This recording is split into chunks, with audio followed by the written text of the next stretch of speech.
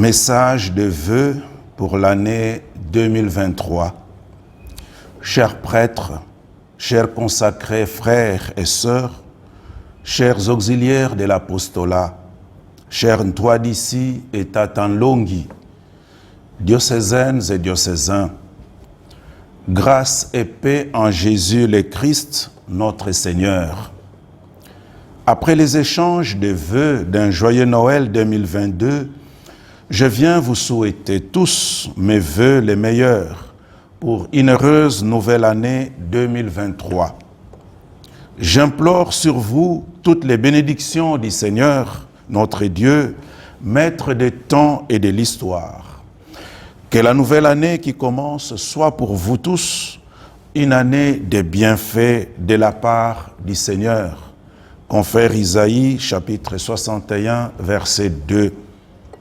Ouvrons nos cœurs, nos maisons, nos communautés, nos lieux de vie et de travail à Jésus, Prince de la paix et lumière du monde, qui vient apporter sa lumière pour nous sortir de nos marches dans les ténèbres. C'est aussi avec un cœur plein d'amour que je viens m'adresser à vous par ces vidéos-messages, une façon particulière de me sentir proche de vous. Mon message, au-delà des échanges protocolaires et parfois informels de vœux, voudrait être plutôt une occasion de vous parler de façon concrète de notre diocèse, dont j'ai pris les rênes il y a 5 mois. Il est important que vous sachiez ce qui s'est fait au diocèse. Où en sommes-nous et quels objectifs nous nous sommes fixés sans trop faire des promesses pour ce mandat que le Seigneur Dieu nous a confié par sa grâce et à travers la bienveillance du siège apostolique. Je vais aborder 4 points essentiels: la pastorale, le gouvernement, l'économie, le social qui englobe la santé et l'éducation. Tout cela dans la volonté de la mise en pratique des recommandations et résolutions de notre synode diocésain.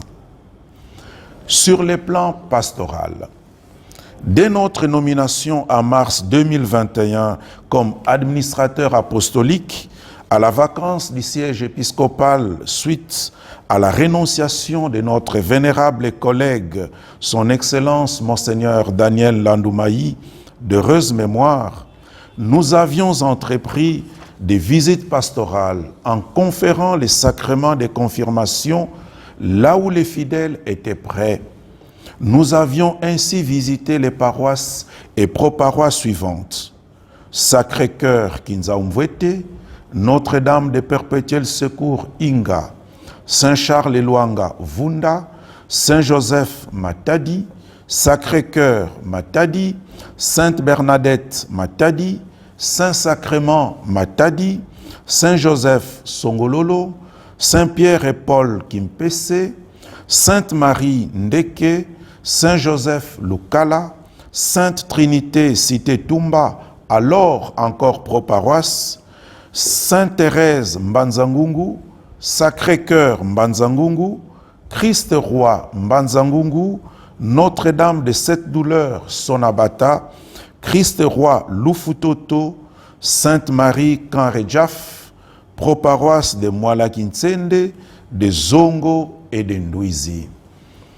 Depuis notre élévation à l'épiscopat, nous avons été à Saint-Joseph Massangi, Sainte-Thérèse Bandakani, Saint-Augustin Nkundi, Marie Médiatrice Bienga, Notre-Dame de Perpétuel Secours Mangembo, Saint-Michel Zimba, Notre-Dame de la Sagesse Kimwaka, Saint-Alphonse Kingoma, Saint-Gérard Matadi, Cathédrale Notre-Dame Médiatrice Matadi, Notre-Dame du Sacré-Cœur Kinzaumvwete, Notre-Dame de Fatima Matadi, Sacré-Cœur Matadi, Sainte-Bernadette Matadi, Sous-Poste Saint-Gabriel Matadi et Bienheureuse Anouarite Ango Ango.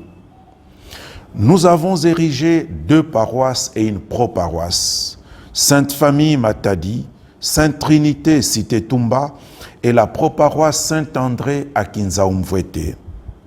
Un financement a été obtenu pour continuer et finir les travaux de l'église Saint-Gabriel Matadi, quartier Trabeka, et si possible, commencer la construction d'une nouvelle cure.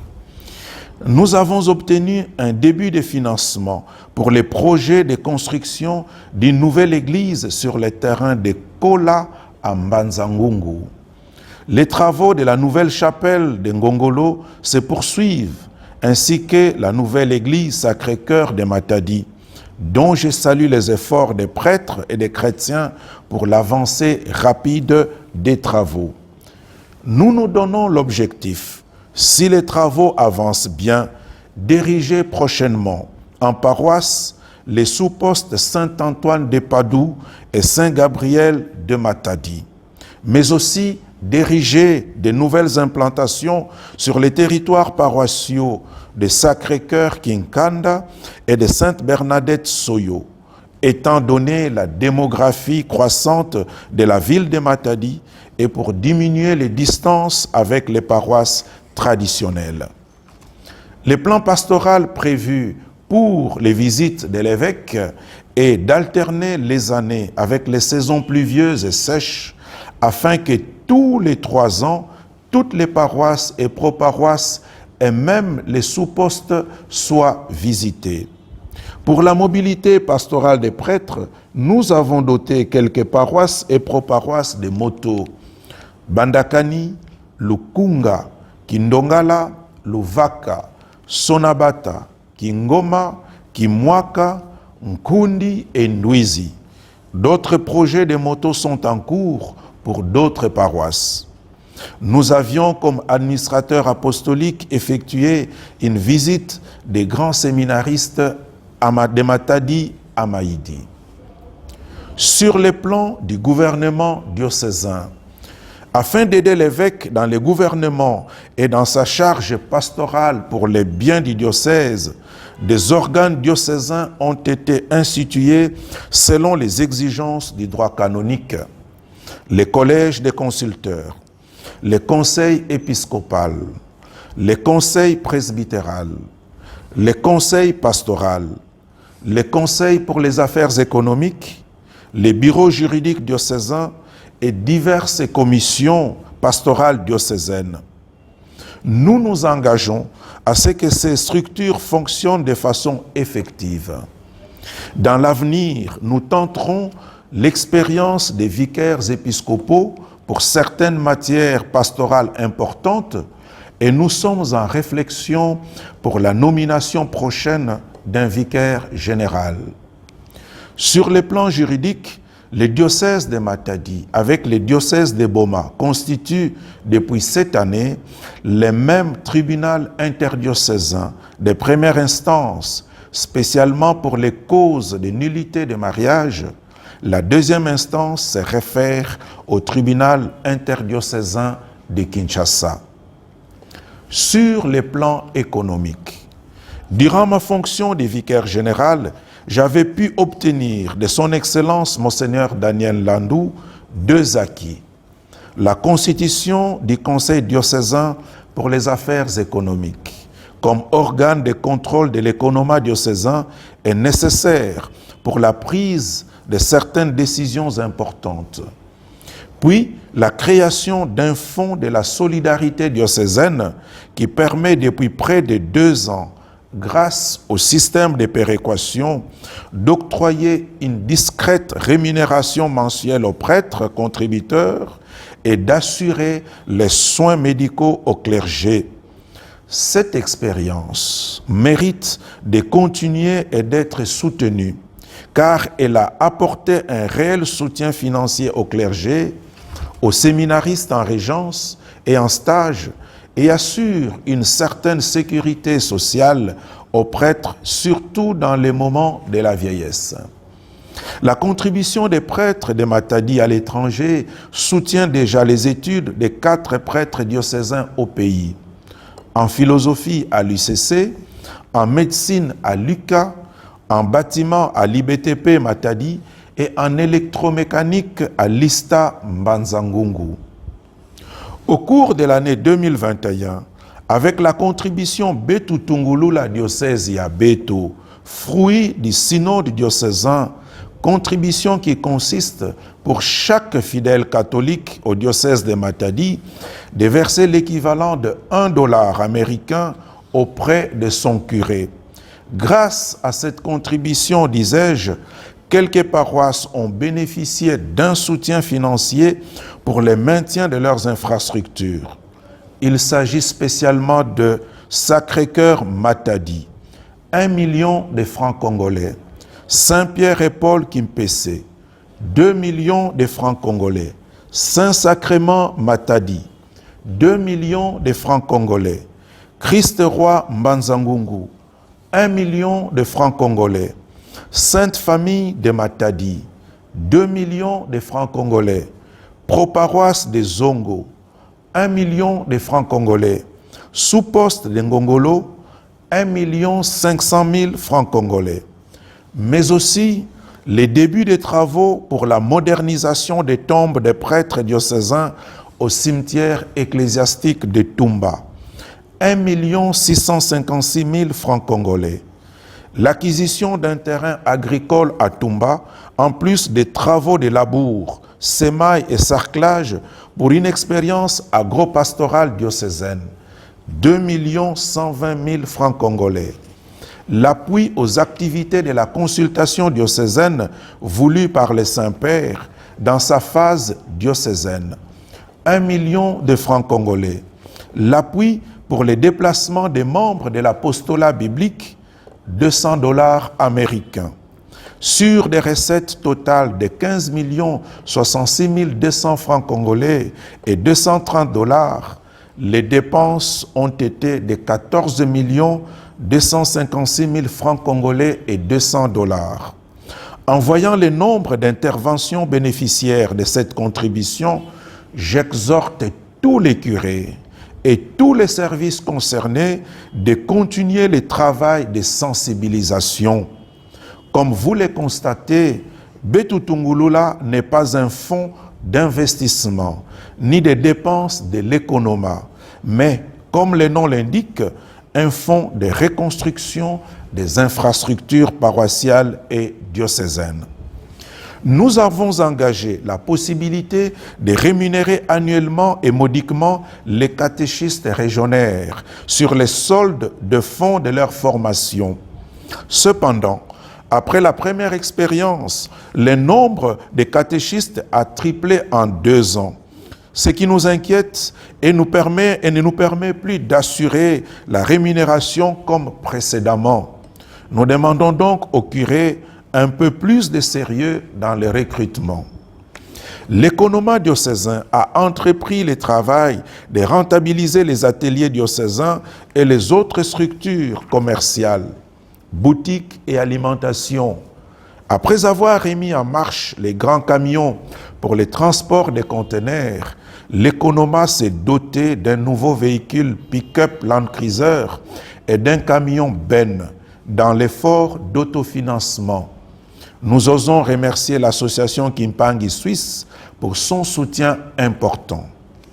Sur le plan social, grâce aux efforts de la Caritas diocésaine avec les partenaires d'Autriche-Linz, le diocèse s'est doté d'une école spécialisée pour les enfants sourds-muets à Matadi, le complexe scolaire Espérance.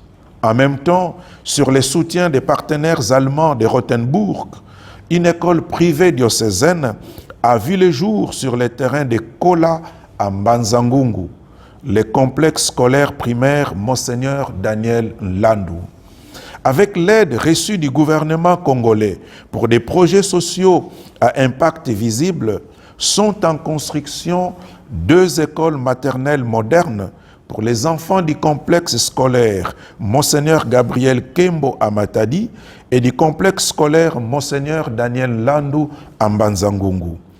De cette même aide a vu le jour un centre moderne de physiothérapie et de kinésithérapie à Matadi.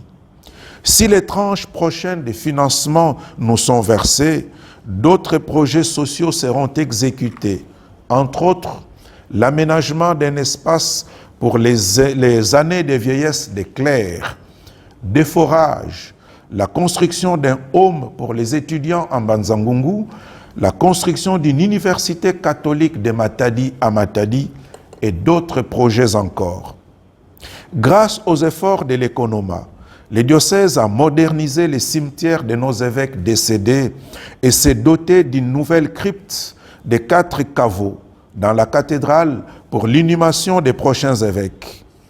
En plus de la modernisation commencée des chambres à la procure évêchée, la vente de la parcelle de la Funa a permis l'achat d'une nouvelle maison diocésaine à Kinshasa-Upen. Pour cette nouvelle maison, seuls les prêtres malades ayant la recommandation médicale et une autorisation diocésaine de se faire soigner à Kinshasa y séjourneront gratuitement dans les délais de soins impartis par les médecins. Tout autre prêtre de Matadi voulant séjourner à la maison diocésaine pour d'autres motifs devra s'acquitter d'une contribution définie par l'Economa diocésain, nécessaire pour la survie de la maison. La gratuité improductive mérite d'être bannie de nos habitudes, surtout dans les procures. Beaucoup reste à faire. Beaucoup d'efforts se font, mais beaucoup reste encore à faire. Je peux citer, au niveau des constructions, les grands travaux que nécessitent les rafraîchissements des bâtiments du petit séminaire de Kibula et de la propédétique. Je tiens à remercier les anciens séminaristes de Kibula au sein de la Dasedima et la Raski pour leur soutien. Le conseil presbytéral étudiera la question d'ouvrir une deuxième section secondaire à Kibula, technique ou agro-pastorale, comme cela se fait déjà dans d'autres diocèses. Au niveau des finances, le contrôle des recettes dans la gestion de nos 2 grands hôpitaux Kimpangu et Mangembu, car ces institutions semblent échapper à l'expertise diocésaine. Pour ce faire, une commission d'inspection des gestions et des finances sera créée au sein même du Conseil pour les affaires économiques, pour les contrôles et les audits de toutes les structures diocésaines qui gèrent des projets et qui génèrent des recettes. On doit apprendre à rendre compte et à se faire contrôler. Il en va de la survie de notre diocèse. Au niveau des projets, un compte unique est déjà créé pour le versement des financements des projets à réaliser au diocèse, une sorte de guichet unique afin d'éviter des détournements d'argent et des manques de réalisation des projets financés. Au niveau du clergé, les journées de formation et de retraite spirituelle devront être organisées de façon périodique et stable afin d'une mise à jour nécessaire au ministère et de la qualité de la vie spirituelle des prêtres.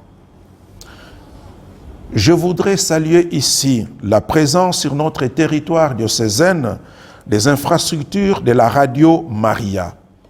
Cela est un grand appui pour l'action pastorale de l'évêque. Et je demande aussi à tous les consacrés et à tous les fidèles diocésains de s'engager pour la modernisation de notre RTDM qui est accessible à plusieurs personnes à travers notre diocèse. Chers prêtres, chers consacrés, frères et sœurs, chers auxiliaires de l'apostolat, chers Ntwadisi et Tatanlongi, diocésaines et diocésains, nous ne pouvons pas épuiser ici tous les aspects de la vie et du gouvernement du diocèse. D'autres interventions au courant de l'année pastorale seront nécessaires pour les diverses autres questions. Nous ne pouvons finalement que rappeler ici la devise de notre synode diocésain, que tous soient un. Jean 17, 21. Partout où nous sommes, soyons témoins de cette unité diocésaine. Que la paix règne dans vos cœurs pour la nouvelle année qui commence, avec ma bénédiction épiscopale.